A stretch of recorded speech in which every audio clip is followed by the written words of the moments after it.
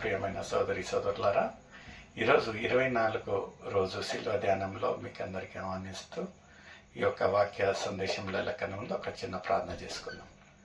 మమ్మల్ని అతిగా ప్రేమించిన దేవానికి వేలాది స్తోత్రం ప్రభా. మీ యొక్క కృప, మీ యొక్క ప్రేమ ద్వారా ప్రభా 23 రోజుల శిల్వ ధ్యానాల్లో మీరు నడిపించిన విధానం కొరకే స్తోత్రం.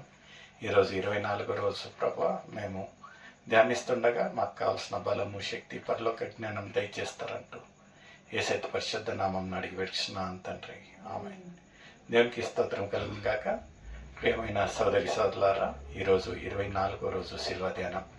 23 రోజుల వరకు దేవుడు మనల్ని జయప్రదంగా నడిపించి మనకు ఆత్మీయ జీవితాలకు బలపడేలాగిన కావాల్సిన ఒక వాక్య భాగము, ఆ ఒక అంశాలతో బలపరిచిన విధానం కొరకే దేవుని స్తుతిస్తూ నిన్నటి రోజున ఆ స్టెప్ టువర్డ్స్ జీసస్ క్రైస్ట్ అంటే దేవుని వైపు ఒక అడుగు. ఈరోజు ఇంకా ఒక చక్కటి అంశము ఏముంటున్నదండి? విధేయక శిఖరము, మికిలి విధేయత, ద పీక్స్ ఆఫ్ ఒబీడియన్స్. నిజంగా ప్రియమైన సోదరి సోదరులారా, ఈరోజు ఒబీడియన్స్ విధేయత అనేది చాలా తక్కువ. చిన్నపిల్లలకు విధేయత లేదు, పెద్దవాళ్ళకు విధేయత లేదు, పని పాట లేదు, ఆ ఒక అధికారులతో విధేయత లేదు. ఎలా ఉంటున్నది మన ఒక ఆత్మీయ జీవితం? లోకరీతిగా అయితే ఏదో ఒక అధికారి దగ్గర మనము పని చేస్తున్నట్లయితే ఆ ఒక అధికారికి ఆ ఒక మెప్పు పొందనికి మనం అతను ఏమి చెప్పినా, ఎలా చేసినా ఎంత విధేయతగా పనిచేస్తాము కదా లోకరీతిగా. ఎందుకంటే వాళ్ళు ఇచ్చే ఒక బాడిగకు, వాళ్ళు ఇచ్చే ఒక మనకిచ్చే ఒక సాలరీ కొరకై, జీతం కొరకై, వాళ్ళు మనకు ప్రశంసించడానికి ఇచ్చే ఒక రివార్డ్స్ కొరకై మనం ఎంత విధేయతగా ఉంటాం.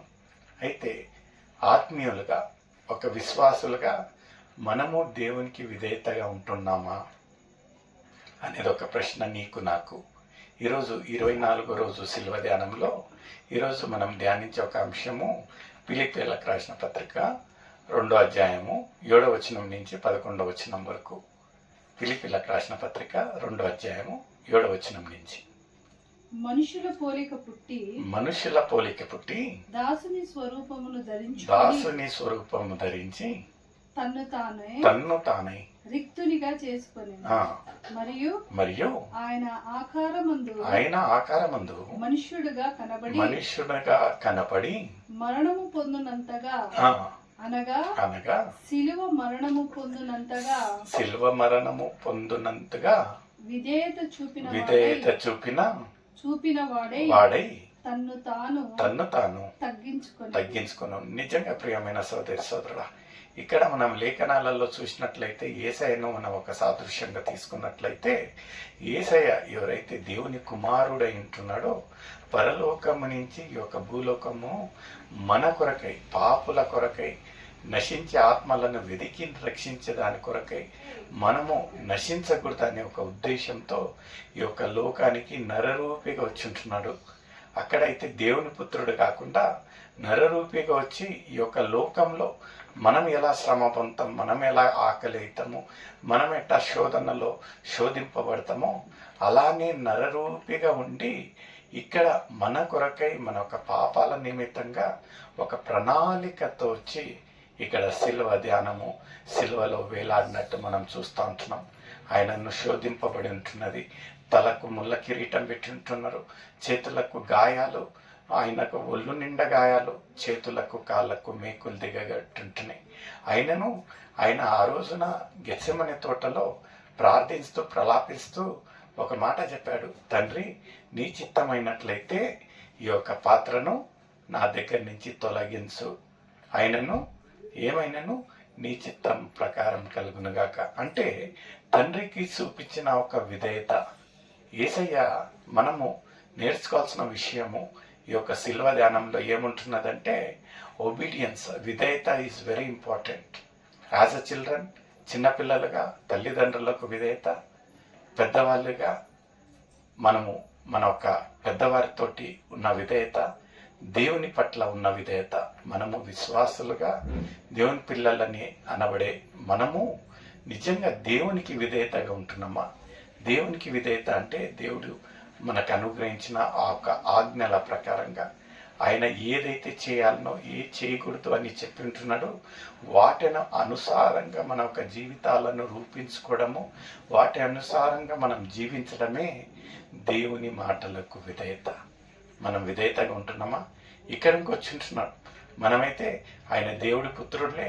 ఇక్కడికి వచ్చి ఈ లోకంలో ఉండే శోధన ఆయనకేం తెలుసు అనేది మాట రాకుండా ఆయన దేవుడి కుమారుడు ఏమయ్యాడంటే ఈ యొక్క లోకానికి నరరూపిగా వచ్చి ఉంటున్నాడు. మనం పొందే శ్రమలు, మనం పొందే ఒక వేదన, మనం పొందే ఒక ఆకలి, మనం పొందే ఒక శోధన అన్నీ ఆయన నరరూపిగా ఉండి మనకంటే ముందుగా ఆ ఒక మృత్యుంజయుడై లేచి ఉంటున్నాడు.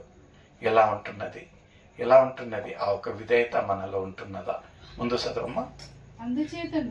అందుచేతను పరలోకమందున్న వారిలో గాని, భూమి మీద ఉన్న వారిలో గాని, భూమి క్రింద ఉన్న వారిలో గాని ప్రతి వాడు ఏం చేయాలంటండి? మోకాలు వంగాలి. The knees must bow and the tongue confess అంటారు that Jesus Christ is the almighty. చూడండి ప్రియమైన సోదరుడా, ఆయన శ్రేష్ఠుడు, పరిశుద్ధుడు, అత్యున్నతుడు అనే ఒక దేవుణ్ణి ప్రతి ఒక్క మనిషి ఎవరైతే పరలోకంలో ఉంటున్నారో, దిగంతంలో ఉంటున్నాడో, భూలోకంలో ఉంటున్నాడో ప్రతి ఒక్క మోకాలు బ్రోకరించాలి. ప్రతి ఒక్క నాలుక ఏం చేయాలంట అండి? ఆయనను ఒప్పుకోవాలి, అతిశయించాలి, ఆయన గురించి సాక్ష్యం చెప్పాలి. నిజంగా అంత గొప్ప దేవుడు. ముందు చదవండి.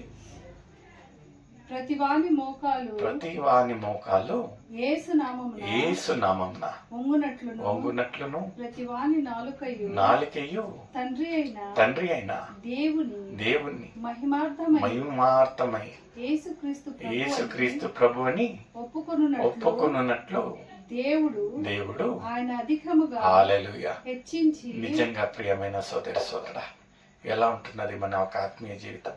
నిజంగా ఈ యొక్క 24 రోజుల శిల్వ ధ్యానంలో నిజంగా ఆయన శ్రేష్ఠుడు, ఆయనను మన ఒక సొంత రక్షకుని ఒప్పుకుంటా ఉంటున్నామా? మనం మోకరిస్తూ ఉంటున్నామా? మన నాలుకతో ఆయనను మనము అతిశయిస్తూ ఉంటున్నామా? మహిమపరుస్తూ ఉంటున్నామా? మన క్రియల యొద్దు ఎలా ఉంటున్నది? ఆయన ఒక గొప్పతనాన్ని నలుగురికి చెప్తా ఉంటున్నామా? చాటుతా ఉంటున్నామా? నిజంగా ప్రియమైన సోదరుడా, మనం అలా చేయనట్లయితే ఇదే అనుకూలమైన సమయం, ఇదే రక్షణ దినంగా ఉంటున్నది. The peaks of obedience. నిజంగా మికిలి ఆ ఒక విధేయత మన ఒక ఆత్మీయ జీవితాలలో ఉంటున్నాయా లేదా అనేది ఒక ప్రశ్న నీకు నాకు అవుతా ఉంటున్నది. ఇంకా లేనట్టుగా అయితే మన ఒక హృదయాలను దేవునికి సమర్పిస్తాం. ఆ విధేయత కొరకై దేవుని దగ్గర మొరపెడతాం. May God bless you. Thank you.